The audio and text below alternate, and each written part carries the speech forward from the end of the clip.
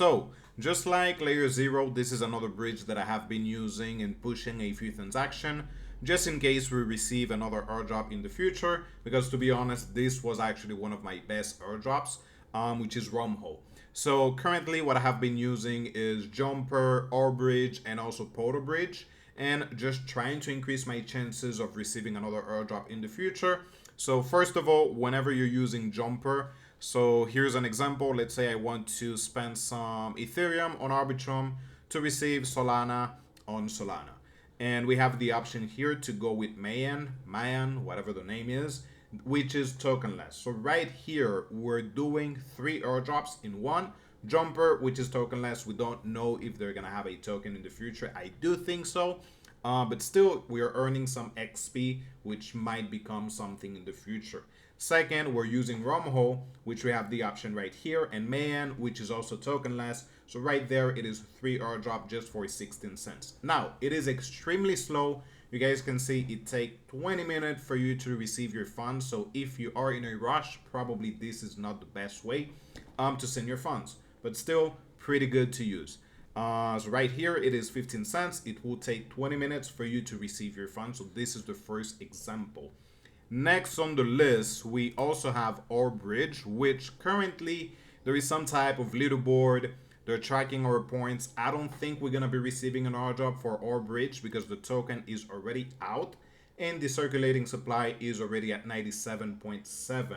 But what I think might happen is that once they get some grants, maybe some OP, Arbitrum, they might distribute that between the users that they have the highest ranking or the most amount of points, right? So we just go to swap.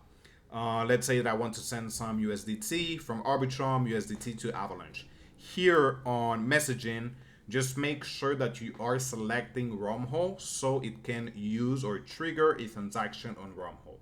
Again, you're gonna be getting some points. It also will be triggering a Wormhole transaction, so it is a win-win scenario, and also it is not that expensive.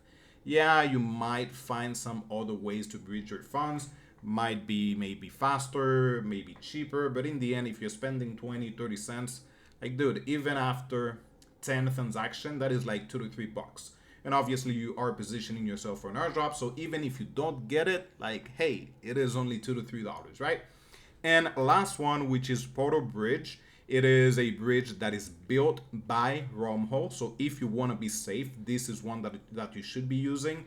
The only thing is that it is kind of tricky to learn how to use because you need to bridge. Sometimes you also need to claim your funds.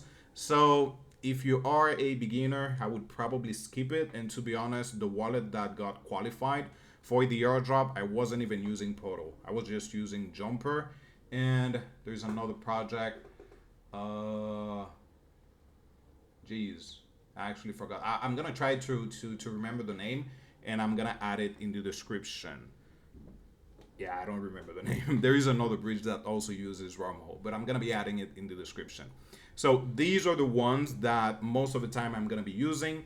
Also, if you don't see your transaction on Wormhole scan, most likely what is happening is that they might be batching your transaction just like Wormhole. So whenever just like layer 0.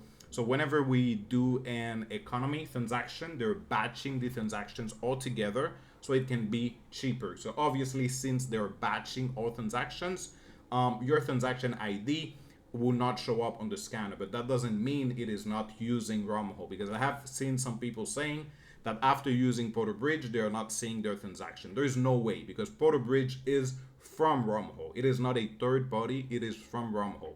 So definitely it is using the Wormhole technology. Last thing is we can also stake some Wormhole tokens, which I do think might serve as a multiplier. Now, only issue is that the price of Wormhole, it keeps dropping. So if you don't want to lose money, maybe this is not the best step, because you can see the price, it has been going down, down, and down. Right now it is at 0.22, 23 more or less. So if you want to stake maybe 1,000, that would be around $230, give or take. Even if we go to Dune Analytics, we can see that the top 20,000 stakers, they have more than 1.8K. So if you want to be within the top 20K, top 10K, you're gonna be spending maybe, let's say 300, 400 bucks, and just to be here around $1,000. Now, if you are within those two, you might receive some other airdrops.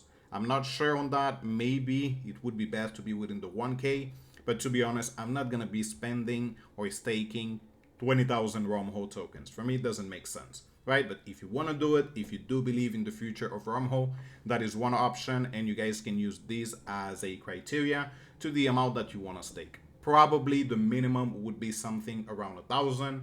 If you want to be within the top 20K, then maybe push it to 2K Wormhole stake, which would be around close to 500 bucks. Lastly, where you should be staking is here on Tally. We have the option right here. You can stake for governance, and basically that's it. Just the usual thing, right? You purchase some Wormhole tokens, you go to the website, you stake it, that's it. And then you get some governance. So that is a quick recap on Wormhole. There is no official announcement on when we're going to be receiving another airdrop, but just like any other airdrops that we do, we are just speculating that we might have another airdrop, because it looks like this is the new trend, right? We had multiple airdrop for mode, we had multiple airdrop for OP, for what else? Layer 0. So just make sure that you can position yourself for another airdrop, even if it costs you 5 to 10 bucks, which is nothing. Also, make sure to not spam transactions.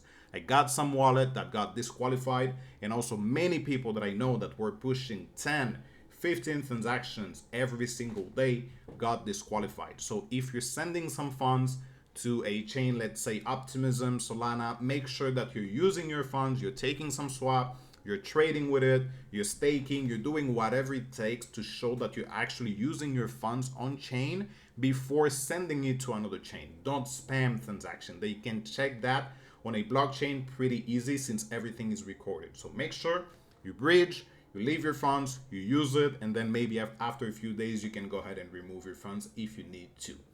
Well, there you go, guys. Any questions, any doubts? I'm going to be adding all the links in the description as usual. Peace out.